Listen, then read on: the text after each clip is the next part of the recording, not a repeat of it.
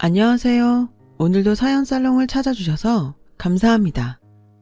저는 50대 중반의 여성이에요. 저의 어릴 적 가정 환경은 꽤 평범했어요. 동네 어디서나 볼 수 있는 흔한 단독주택에서 아버지와 엄마, 남동생과 단란하게 살았죠.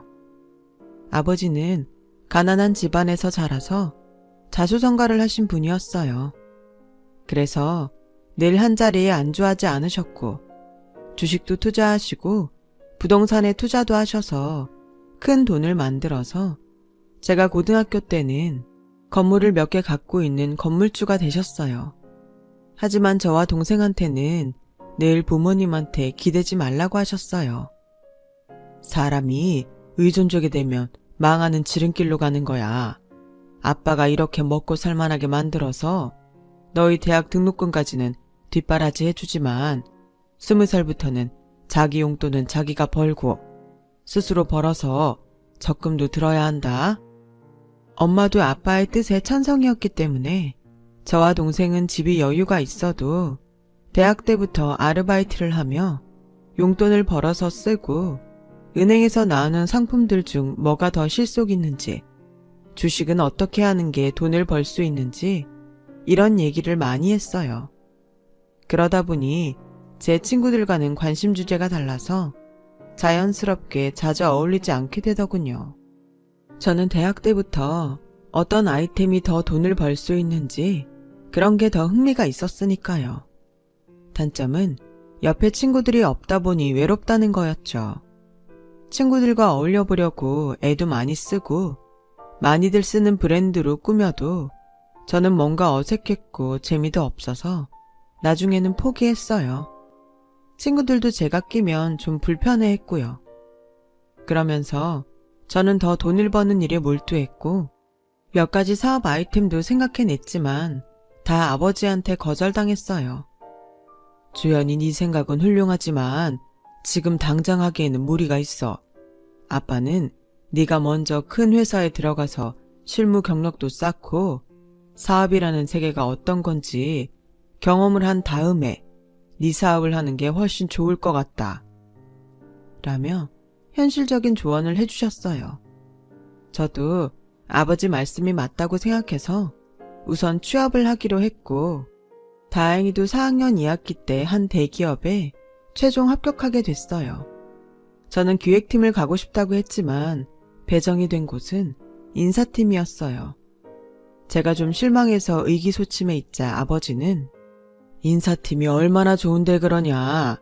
나는 오히려 잘 됐다고 생각한다.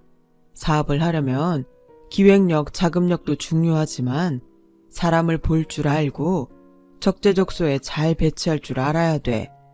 지금까지 배우지 못했던 것들을 배울 수 있는 좋은 기회라고 생각해라. 라고 하셨고 저는 그 말에 힘을 얻어 회사를 다닐 수 있었어요. 그리고 아버지 말씀대로 인사팀에서도 재미있는 일들이 많았어요.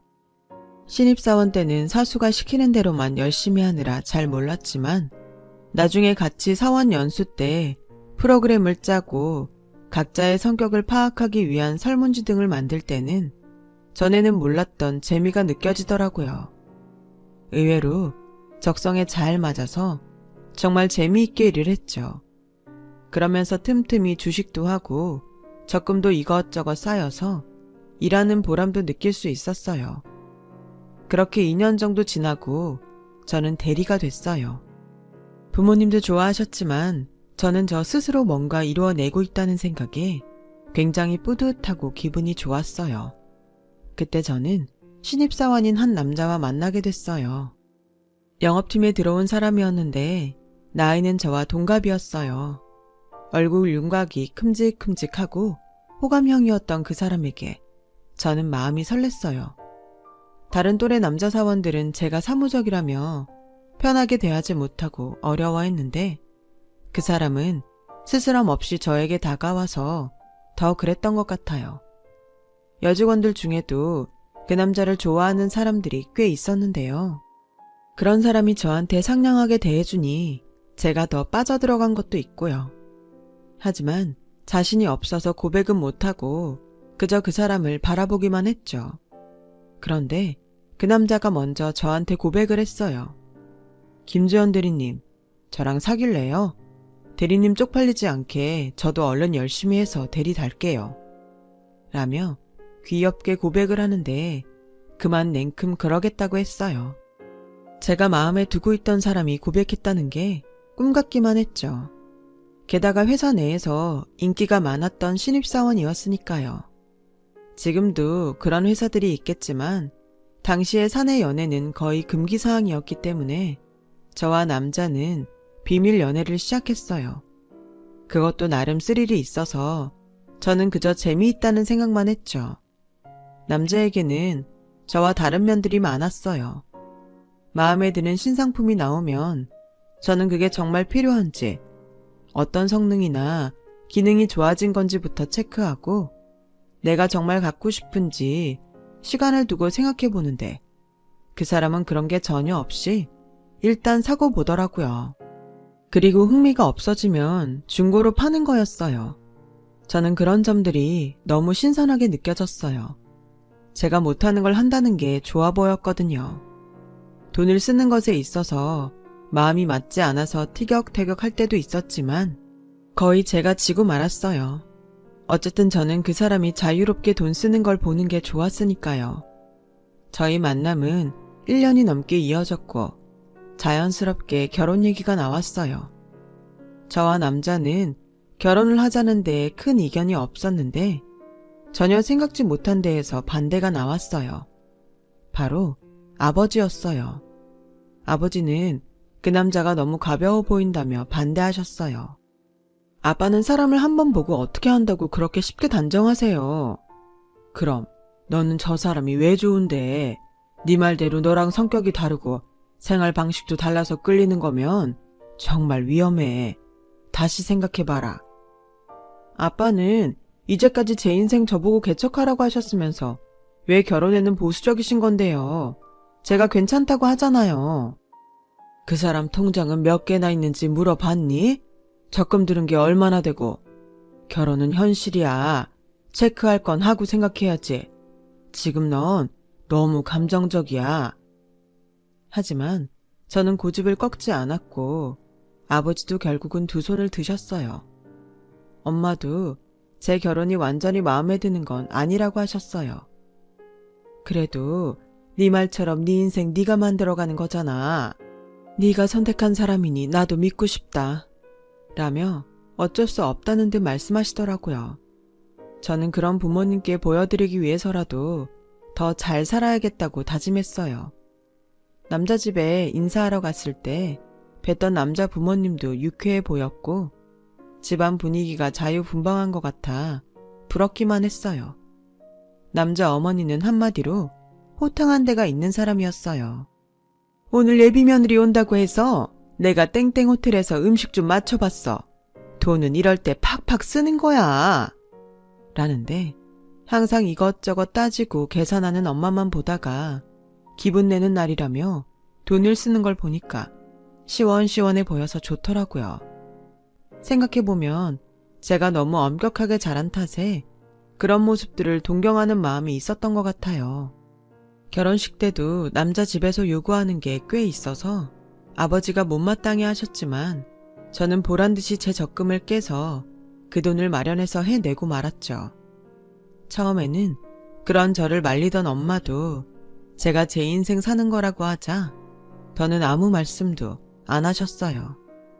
그렇게 결혼을 하고 정말 행복한 신혼생활을 하게 됐어요. 처음 6개월은 거의 싸우지도 않았고 매일이 재미있기만 했어요. 크게 다툰 적은 한 번도 없었고 자잘하게 싸운 적은 좀 있었지만 심각할 정도는 아니었어요. 하지만 시간이 갈수록 그 사람과 제가 너무 다르다는 건 알겠더라고요. 아버지 말씀대로 돈에 대해 생각하는 게 다르니까 생활 방식에서도 차이가 많이 났어요. 우선 쓰고 보며 즐기는 게 처음에는 재미있었는데 점점 지나치다는 생각이 들기 시작했죠. 그러던 중에 어느 날 갑자기 남편이 사업을 하겠다는 거였어요. 사업? 그럼 회사는 어쩌고? 어쩌긴 사업 시작하면 관둬야지. 내가 왜 영업팀 지원을 했는데. 다 사업을 하려고 그랬던 거야. 이제 배울 만큼 배웠다고 생각해. 내 업장을 가져도 충분하다고. 당신이 회사 다닌 게 2년이 좀 안 되는데 그 시간 동안 정말 사업에 대한 감각을 익힌 건지는 잘 모르겠어. 아무리 영업팀 일을 했다고 해도 사업이 만만한 건 아니잖아. 걱정하지 마. 내가 제일 잘할 수 있고 제일 좋아하는 걸 할 거니까. 그게 사업의 첫 번째 원칙이잖아. 라며 요식업을 하겠다더라고요. 남편이 미식가에 먹는 걸 좋아하고 맛집 찾아다니는 것도 좋아했지만 좋아하는 거랑 사업은 엄연히 다른데 괜찮을지 불안했어요. 제가 그런 말을 하자 남편은 대뜸 우리 아버지를 만나겠다고 하더군요. 아빠는 왜? 우리 아빠는 요식업에 대해서 아는 게 없을걸? 그것 때문이 아니라 사업장 때문에 그래. 라며 아버지 건물에 세를 들고 싶다고 하더라고요. 아버지가 혈육이라고 해서 뭘 봐주시는 분은 아니라 걱정이 됐지만 일단 남편과 같이 아버지를 만났어요. 자네 뜻은 잘 알겠어. 하지만 내 사위라고 월세를 깎아주거나 그런 일은 없을 거야. 그래도 좋다면 내 건물에 들어와도 좋아. 마침 빈자리도 있으니까. 물론이죠, 장인어른. 저는 거기 입지가 좋아서 말씀드린 겁니다. 라며 시원시원하게 말하길래 저는 다행이다 싶었어요. 그런데 집에 와서는 남편 말이 달라지더라고요. 당신이 왜 그렇게 돈하고 융통성 없는지 알았다. 저런 아버지 밑에서 자랐으니 오죽하겠어. 아니, 어떻게 하나밖에 없는 사위한테 돈을 다 받겠다고 하셔? 진짜 구두쇠도 그런 구두쇠가 없네. 그런 식으로 우리 아빠 비하하는 건 아니지. 아까는 입지가 좋아서 그렇다고 했잖아. 왜 딴 말이야. 그리고 각자 집안이 가치관이 다른 거에 대해서는 서로 말하지 않기로 했잖아. 그런 식으로 따지면 난 당신 집안에 할 말 없을 것 같아? 알았어. 아우 시끄러워. 자기 집 얘기에는 눈에 쌍불을 켜고 떽떽거려 진짜. 뭐가 어째? 그럼 내가 어머니 물정 모르고 해프게 써서 집안이 거덜나는지 어쩌는지 감각도 없어서 아들한테 용돈 털어 나오는 사람이라고 하면 당신은 듣기 좋아? 뭐가 어째? 지금까지 그런 생각하고 있었던 거야? 당신 무서운 여자다. 어떻게 우리 엄마를 그렇게 말해? 이거 왜 이래? 먼저 시작한 건 당신이야. 그렇게 저희는 결혼하고 처음으로 크게 싸웠어요. 하지만 서로 잘못을 인정하고 곧 풀어졌고 남편은 사업 준비를 했죠. 그 당시 유행하던 레스토랑을 했는데 생각보다 장사는 잘 됐어요. 남편도 꼬박꼬박 아버지한테 월세를 잘 보냈고 아버지도 조금 마음에 드는 모양이었어요. 그렇게 한 1년 정도 지났을 때 생각지도 못한 불행이 닥쳐왔어요. 아버지가 갑자기 심장마비로 쓰러져서 돌아가셨거든요. 저희 가족은 너무 충격을 받아서 어쩔 줄 몰랐어요. 그런데 남편은 장례식장에서 자기 손님만 오면 히히덕거리느라 정신이 없더라고요. 아무리 한 달이 건너라지만 너무 섭섭했고 실망스러웠어요. 아버지가 돌아가시고 나자 남편은 점점 본색을 드러냈어요. 엄마가 건물 관리를 맡은 다음부터 월세를 제대로 보내지 않았죠. 어차피 그 월세는 아버지가 원래 남편 사업을 지켜보고 남편이 사업을 잘 꾸려나갈 때쯤 안 받으시려 했던 거라더군요. 그래서 안 받아도 상관이 없는 돈이었어요. 하지만 아버지 돌아가시고 얼마나 됐다고 저러는 남편이 밉더군요. 엄마는 그냥 두라고 했지만 저는 이건 아니다 싶었어요. 결국 보증금에서 까고 나오자고 했죠. 그러자 남편은 그냥은 못 나간다고 버티더라고요. 당시 아버지가 돌아가신 다음에 엄마는 건물을 전부 관리 못하겠다며 남편이 세를 든 건물만 남기고 다 처분을 하셨어요. 그러는 와중에 손해를 좀 본 것도 있었고 아버지가 마지막에 투자하셨던 주식이 갑자기 급락을 해서 그걸 메꾸는데도 돈이 들어가느라 전부 다 집이 좀 힘들었어요. 남편은 그런 사정을 알면서도 자기가 장사가 안 된 건 건물이 낡은 걸 제대로 보수 안 해준 탓이 크다며 보상을 해달라고 하더라고요. 그러면서 어느새 변호사까지 선임해서 엄마 앞으로 내용 증명을 보낸 거였어요.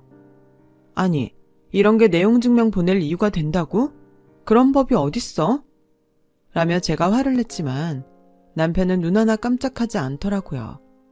알고 보니 남편은 일부러 아버지께 은행 계좌로 돈을 주지 않고 직접 만났을 때 월세를 주고 그걸 제대로 기록하지 않은 걸 빌미로 자기가 월세를 다 냈는데도 보증금을 안 주겠다고 한다며 거짓 자료를 만들기도 했더라고요.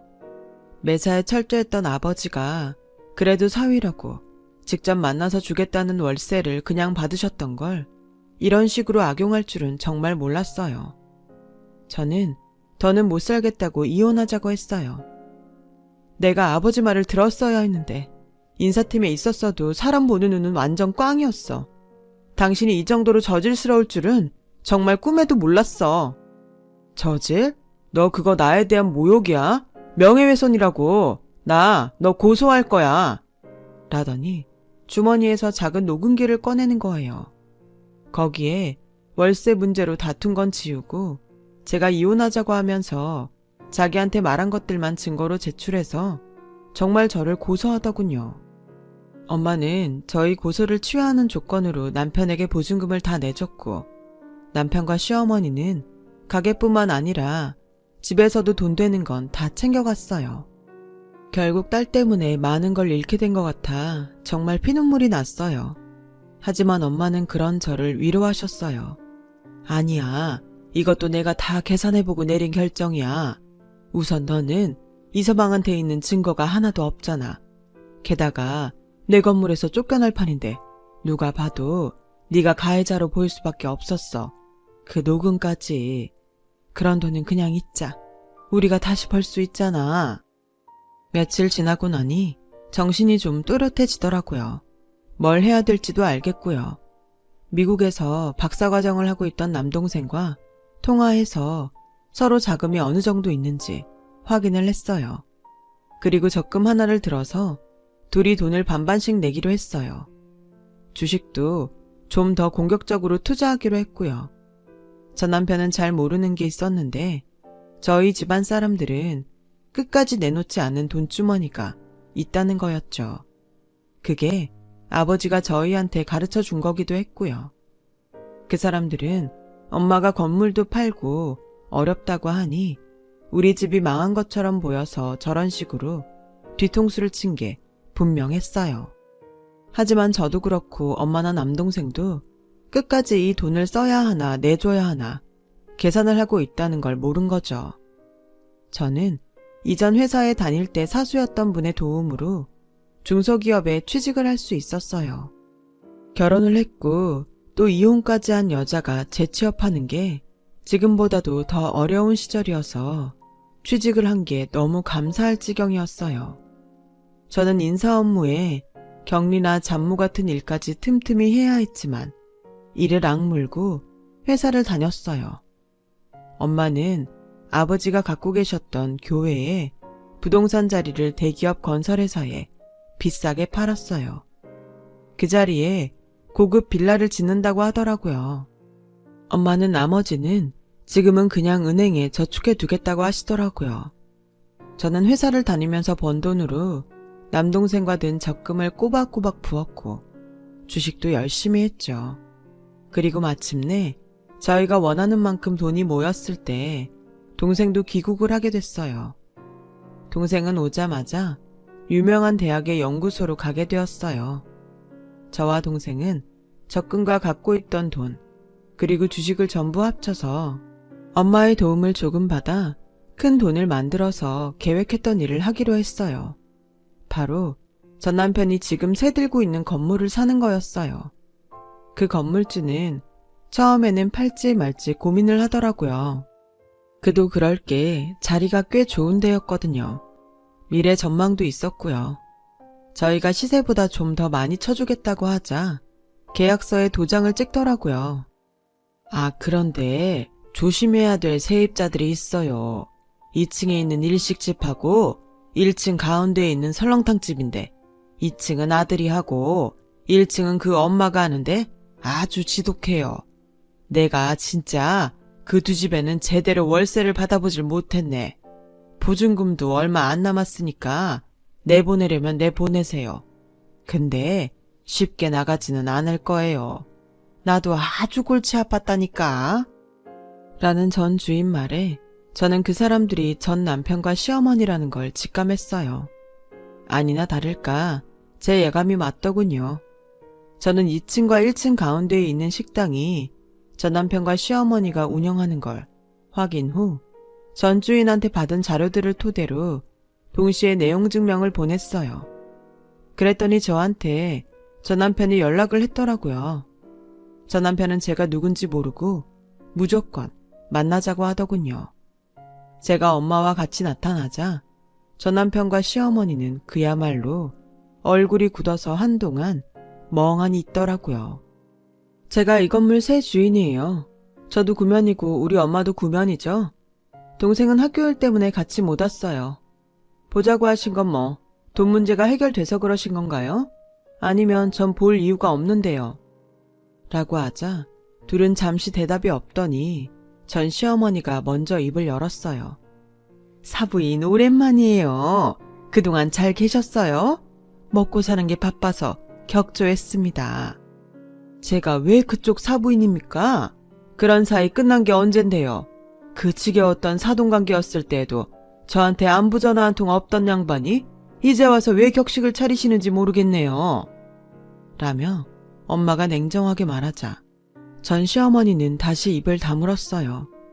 거두절미하고 월세를 거의 1년 넘게 밀렸더라고요. 보증금 까먹은 건 이미 오래전이고요.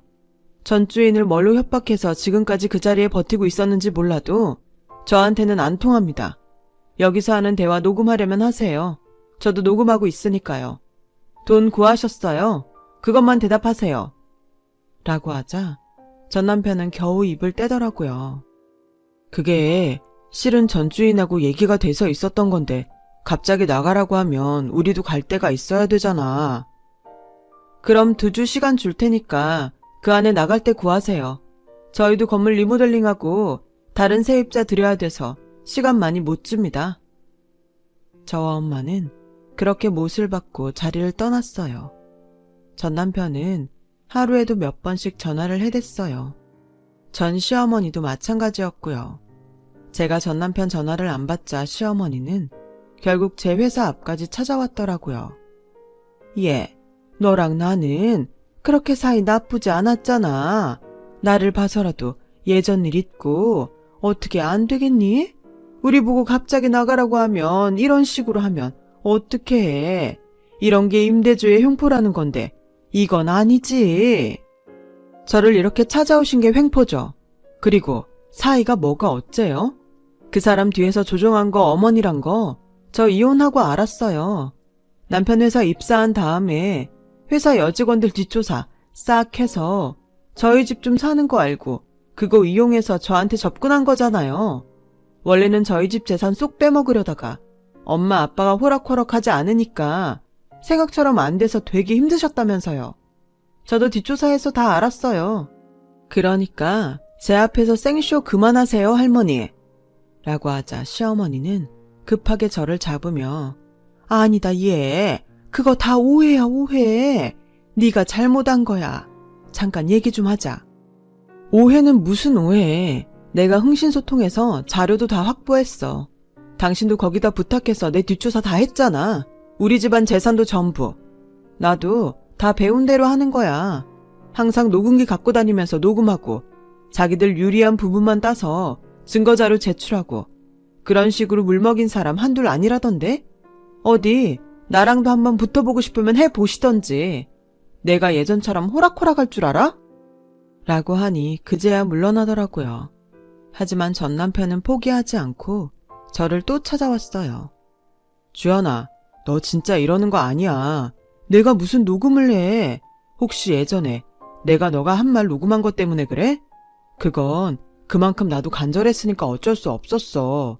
나 한 푼 증거 없이 너랑 이혼하면 어떡하겠어. 물론 네가 좀 억울한 부분이 있었겠지만 나도 어쩔 수 없었다고. 그럼 그때 네가 앞에 했던 말은 잘라먹고 내가 했던 말만 증거로 제출한 거 인정하는 거네? 내가 치사했다. 옹졸했어. 그러니까 나랑 이제 얘기 좀 하자. 라길래 저도 녹음기를 꺼내서 보여줬어요. 네가 다 인정했어. 그러니까 약속한 날짜에 안 나가기만 해. 이걸로 너 사기죄로 고소해버릴 테니까. 고소가 얼마나 골치 아픈지 네가 더 잘 알지? 맨날 하던 짓이니까. 어디 이번엔 네가 독박 써봐. 라고 하자 전 남편은 제 앞에서 싹싹 빌기 시작했어요. 내가 진짜 잘못했어. 미안해. 이러지만 말아줘. 응? 지나가던 사람들이 다 쳐다봤지만 전 남편은 계속 빌기만 하더군요. 그럼 제 날짜에 나가세요. 지금까지 안 낸 월세, 보증금 까고도 모자라는 거 다 내고요. 알겠어요? 뻔뻔한 세입자 양반? 라고 하자 전 남편은 더는 아무 말 못하더군요. 전 남편과 시어머니는 결국 보증금으로 해결 못한 월세까지 다 내고 가게를 비워주고 나갔어요. 그 후에 두 사람 소식은 못 들었고요. 집을 팔고 이사 갔다는 얘기만 들었네요. 그렇게 거의 6년이 걸렸어요. 그것도 부모님의 가르침이 있었기에 가능했죠. 남동생과 엄마께는 그때 일이 고마워서 저는 지금도 계속 은혜 갚는 마음으로 살고 있답니다. 누군가는 상처를 잊고 사는 게 나를 위한 길이라지만 저는 꼭 한번 그 사람들에게 되짚어주고 싶었고 지금도 그 후련함엔 후회가 없습니다. 오히려 그래서 더 잊을 수 있었어요. 저는 그때 결혼에 너무 질려서 지금은 독신으로 살고 있어요. 엄마와 같이 살고 있어서 그런지 지금도 외로운 걸 모르고 지내고 있네요. 여기까지 제 얘기를 들어주셔서 감사하고요. 모두 행복한 하루 되셨으면 좋겠어요. 좋은 시간들 되세요. 여러분, 사연 댓글에 응원과 현명한 조언 부탁드려요. 좋아요와 구독은 저에게 큰 힘이 됩니다. 오늘도 좋은 일 가득하세요.